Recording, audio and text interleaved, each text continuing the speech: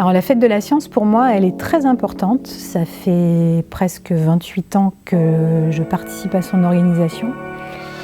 Pour moi, c'est un événement vraiment de partage dans lequel se retrouvent tous ceux qui ont goût à la science, mais pas que, parce qu'en fait, chaque année, on a à peu près 50% du public qui est nouveau, qui découvre l'événement. Donc à chaque fois, on amène des nouveaux publics à ce partage-là.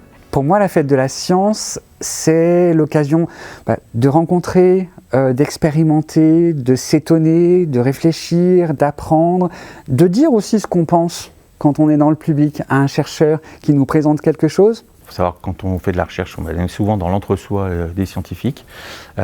Et d'un coup, sortir des labos, aller rencontrer les gens et partager toutes ces choses et surtout de voir qu'en fait, il y a une vraie attente.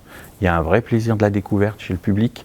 De voir ces interactions, ces échanges, ces questions, ces regards, ces sourires, c'est très valorisant pour les intervenants scientifiques, c'est très instructif et en même temps intéressant pour le grand public. Et donc ce partage, cette transmission, moi, c'est vraiment ce qui fait le sel de la fête de la science. Dans Fête de la science, on est tous conscients qu'il y a aussi Fête FAITES de la science.